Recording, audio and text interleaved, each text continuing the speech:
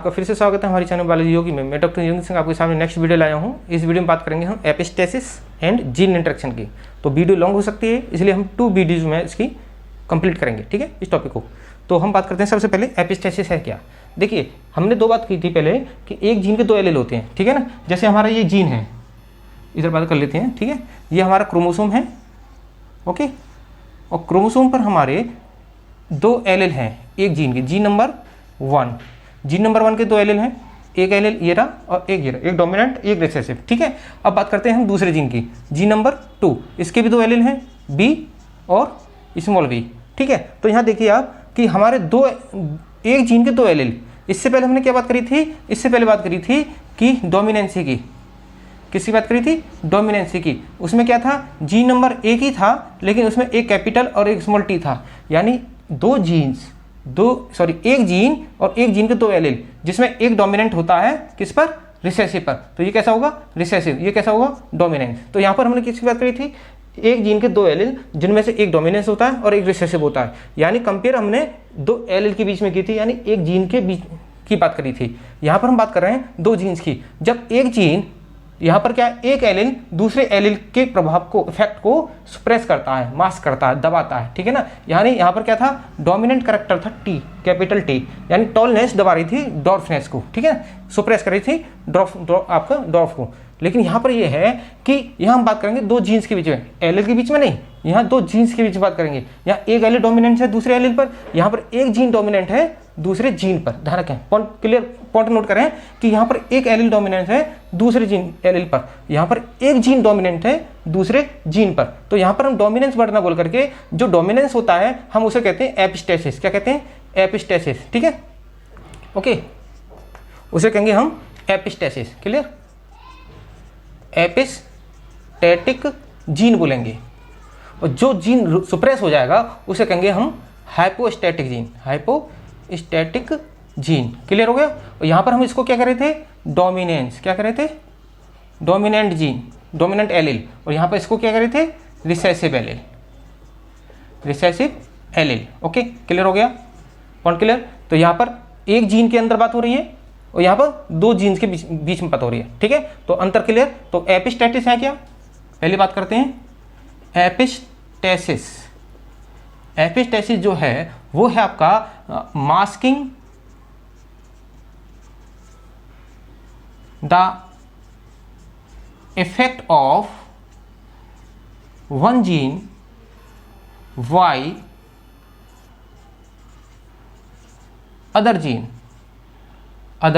ठीक है, या by effect of other gene. हम कह सकते हैं कि एक जीन का इफेक्ट, एक जीन का जो इफेक्ट है वो दूसरे जीन के इफेक्ट से प्रभावित होता है या सुप्रेस होता है या दब जाता है, ठीक है, उसके कहते हैं हम एपिस्टेसिस। तो इसके 2 रूप हो जाएंगे, 2 प्रकार के जीन हो जाएंगे, एक एपिस्टेटिक जीन, टैटिक जीन, और एक हो जाएगा हाइपोस्टैटिक जीन। क्लियर हो गया। तो एपिस्टैटिक कौन सा हो गया, एपिस्टैटिक हो गया जो क्या करता है, सुप्रेस करता है, suppresses the other gene, other genes effect, other gene effect, ठीक है, ओके। हाइपोस्टैटिक कौन सा हो गया, जो सुप्रेस हो जाता है, ठीक है ना, जिसका इफेक्ट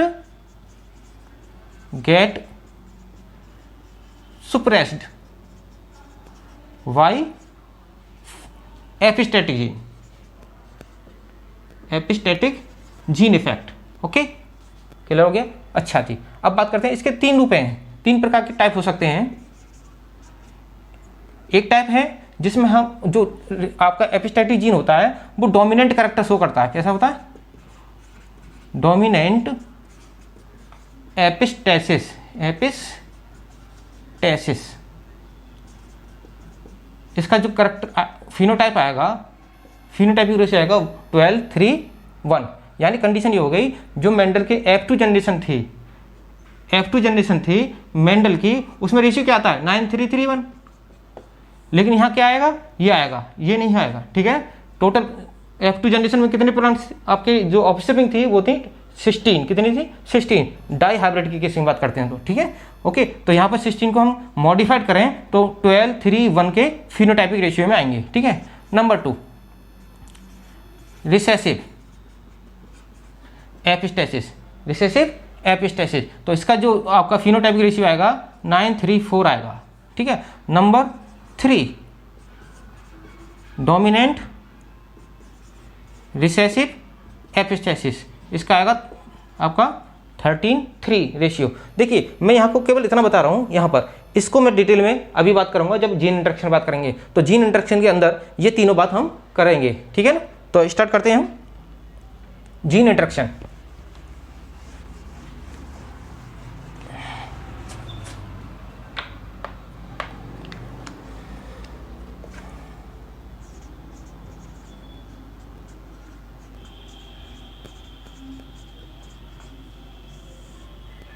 जीन इंटरेक्शन, इसमें क्या है, इसमें बात करेंगे हम the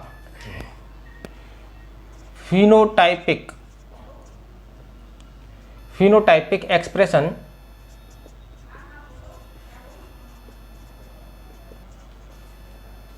of a gene is altered by influence of other gene, यानी किसी जीन के इफेक्ट द्वारा किसी जीन का फिनोटाइप एक्सप्रेशन जो है वो बदल जाए, वो कहलाएगा जीन इंटरेक्शन। यानी यहाँ दो बात कर रहे हैं दो जीन्स के बीच में, यानी एक जीन अपना इफेक्ट शो करता है, दूसरा सुप्रेस हो जाता है, ठीक है ना। अभी हमने एपिस्टेसिस में यही बात की थी, ठीक है ना। तो जैसे हम समझ लीजिए कि हम जानते हैं कि दो एलेल, किसी जीन के दो एलेल होते हैं, ठीक है। हमारे पास दो जीन है तो कितने होंगे 4 एलेल। देखिए दोबारा बता रहे हैं, जैसे मान लीजिए कि ये ए है, ये ए है, एक जीन दो allele, gene number 1, gene number 2 की बात करें तो वी कैपिटल और स्मॉल वी, ये कंडीशन है।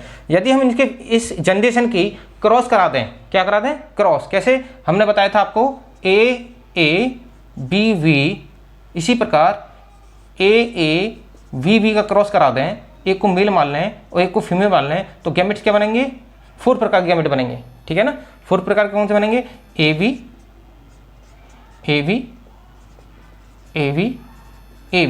इस प्रकार के गैमेट बनेंगे इसके अंदर, ठीक है। गैमेट्स ये क्या है पेरेंट्स, ओके। तो अब इनका हम क्या करेंगे क्रॉस कराएंगे, क्या कराएंगे क्रॉस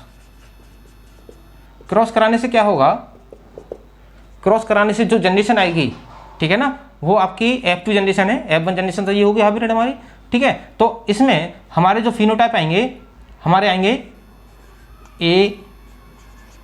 एक फिनोटाइप इसका आएगा जिसमें दोनों ही डोमिनेंट जीन होंगे, दूसरा फिनोटाइप आएगा आपका जिसमें एक रिसेसिव होगा, दूसरा आपका होमोजाइगस हो सकता है, अभी बताते हैं इसके बाद को क्लियर करते हैं। तीसरा फिनोटाइप आएगा आपका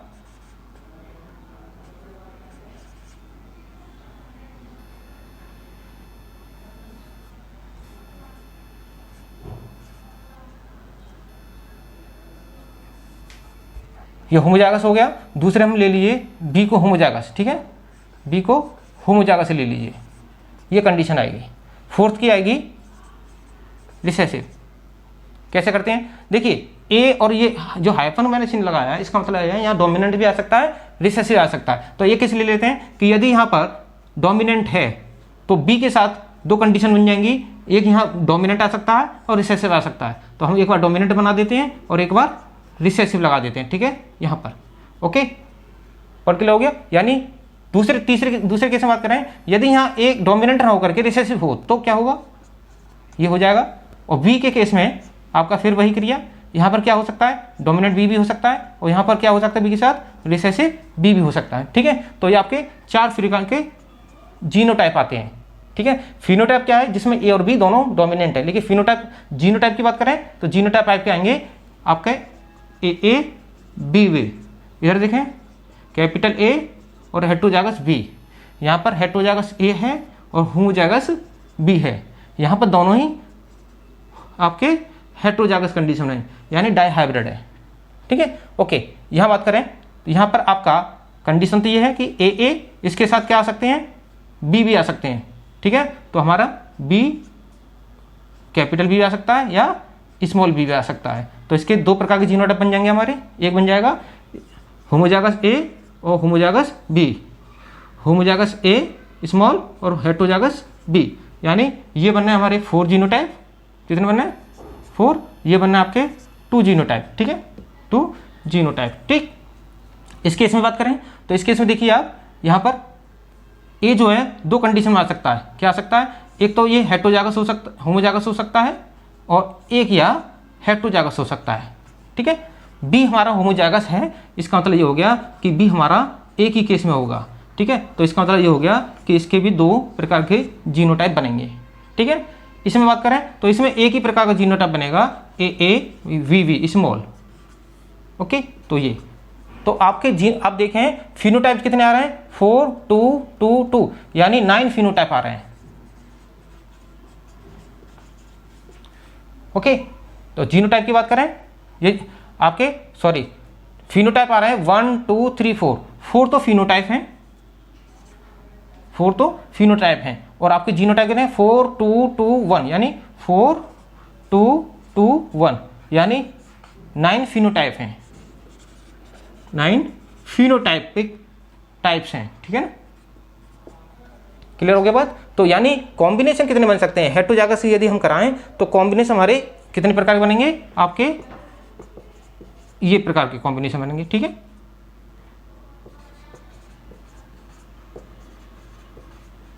ओके, ये आपकी बात क्लियर हो गई। तो यहां पर अब इसी बात को मैं थोड़ा और दूसरी तरह से क्लियर करता हूं। सोचिए कि हम लिखते हैं F2 जनरेशन को ए वी, ओके। दूसरे केस में लिखते हैं हम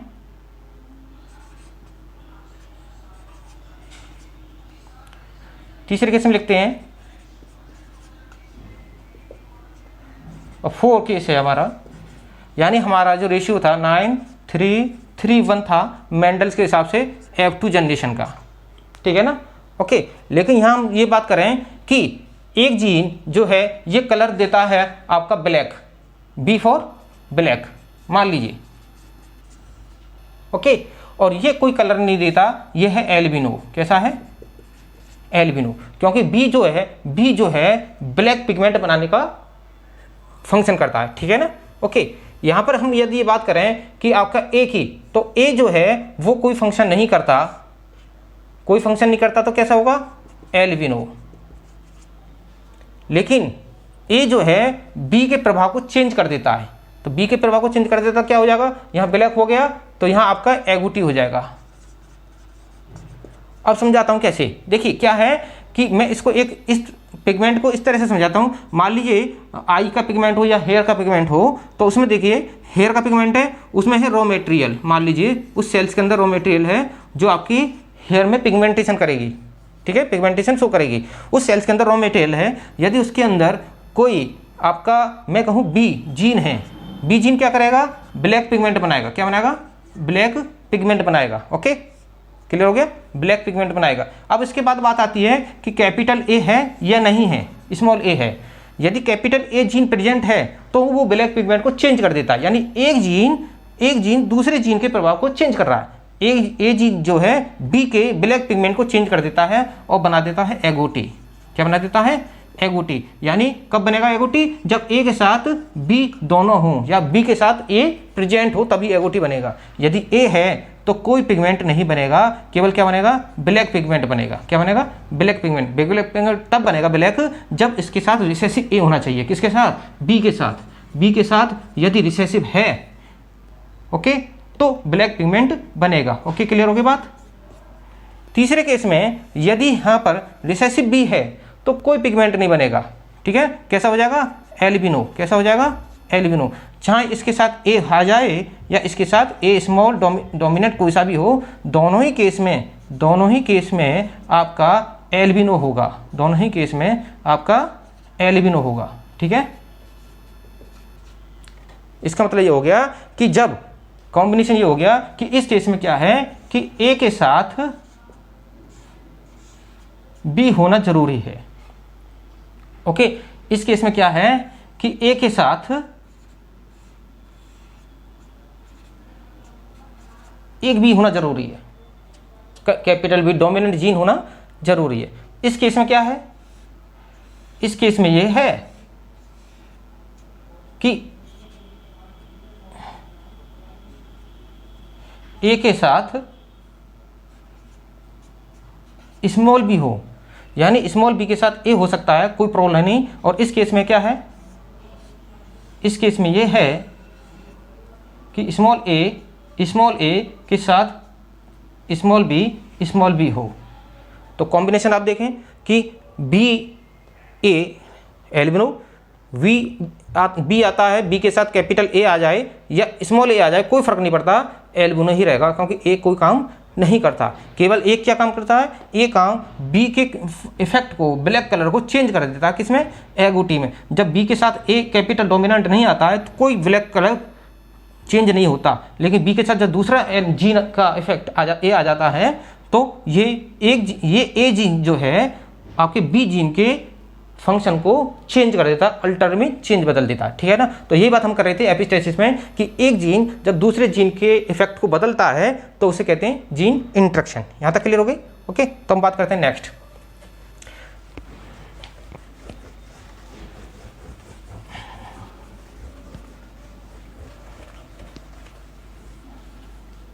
अब हम बात करते हैं टाइप्स की। किसकी? टाइप्स की। ओके,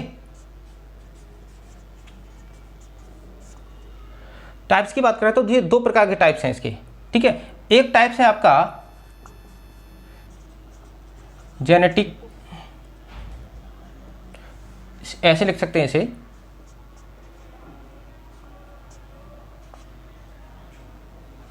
इंटरजेनेटिक ले लीजिए पहले आप, इंटरजेनेटिक जीन, सॉरी इंटरजीनिक, सही वर्ड है, इंटरजीनिक जीन इंटरेक्शन, इंटरजीनिक जीन इंटरेक्शन पहला। इंटरजीनिक जीन इंटरेक्शन को हम दूसरे नाम से कहते हैं non allylic gene interaction. Okay, अभी बताता हूं, क्लियर करता हूं चीज को। दूसरा है आपका इंट्राजीनिक जीन इंटरेक्शन, इसे कहते हैं allylic gene interaction, allylic gene interaction, ठीक है। देखिए होता क्या है, समझने की बात है। यहां देखें, ये दो क्रोमोसोम हैं, इसमें जीन नंबर आपका 1 यहां पर है, जिसका एक एलील ये रहा और आप एक एलील ये रहा, ठीक है। यहां ए है, यहां स्मॉल ए है। ओके, जीन नंबर 2 यहां पर आप स्मॉल बी ले लीजिए और यहां पर कैपिटल बी ले लीजिए। यानी फिर बता रहा हूं कि एक जीन के दो एलील, कैपिटल ए, एक क्रोमोसोम स्मॉल ए, दूसरे जीन का बी स्मॉल और कैपिटल बी, दो एलील, ठीक है। अच्छा, तो ये हो गई, हम बात कर रहे हैं दो जीन की। यानी ए, अभी पीछे हमने बात करी थी कि वो ये जीन जो है, इस जीन का कलर क्या था, ब्लैक, और इस जीन का क्या था, एल्बिनो। ओके, जब ये रिसेसिव था, यहां पर जब ये रिसेसिव था तब एल्बिनो था। ए आते ही क्या हुआ, इस ब्लैक कलर के चेंज हो गया था एगोटी में, ठीक है। तो यानी यहां हुई, जब दो जीन के बीच इंटरेक्शन होता है, दो जीन्स के बीच इंटरेक्शन होता है तो कहलाता है इंटर, मध्य, जैसे इंटर होता है बीए एंड आपका हाई स्कूल के बीच में, तो दो gene BA and high school के बीच में इंटर, ओके, मध्य की बात कर रहे हैं, ठीक है। तो दो के जीन के बीच होता है तो कहलाएगा इंटर, क्योंकि ये एलिलिक नहीं है, एलिलिक नहीं है, ये जीनिक है। ओके, ये जीनिक है, एलिलिक नहीं है, तो लिखा नॉन एलिलिक, एलिलिक नहीं है, एलिलिक नहीं है, एलिलिक। ओके, अच्छा, दूसरे केस में बात करते हैं इंट्राजीनिक। इंट्राजीनिक में ये है कि इस जीन के अंदर हो, इस जीन के अंदर हो, तब कहलाएगा आपका इंट्राजीनिक। इंट्राजीनिक में क्या हो गया कि जैसे हमने एग्जाम पे पीछे लिया था इनकम्प्लीट डोमिनेंस का, जिसमें मैंने कहा था कि जब R, capital R small R के साथ आ जाता है तो फ्लावर क्या बनते हैं, पिंक। यानी कैपिटल आर जब स्मॉल आर के साथ आएगा तभी पिंक बनेंगे, यदि कैपिटल आर के साथ आता है तो रेड बनेंगे, और स्मॉल आर के साथ आता है तो आपके व्हाइट बनेंगे। लेकिन दोनों जब रेड और व्हाइट दोनों एलील साथ साथ आ जाते हैं तो एक नया कैरेक्टर प्रकट होता है, वो बनता है पिंक। तो यानी यहां पर क्या बात हुई, दो एलील के बीच में, दो एलील के बीच में, लेकिन जीन के अंदर। तो जीन के तो कहेंगे विदिन मीन्स अंदर, तो यहाँ आ जाएगा विद इन जीन, यहाँ आ जाएगा within genes, gene, okay. और between allele, between alleles, between alleles और विद इन जीन, यहाँ पर क्या आ जाएगा between genes, between genes, okay. Within gene बोला मैंने, जीन मैंने सिंगल की बात कर रहा हूँ, ठीक है ना, तो सिंगल जीन के अंदर, ओके। क्लियर होगी पॉइंट। तो हम एक एक करके दोनों के एग्जाम्पल स्टार्ट करते हैं, ठीक है।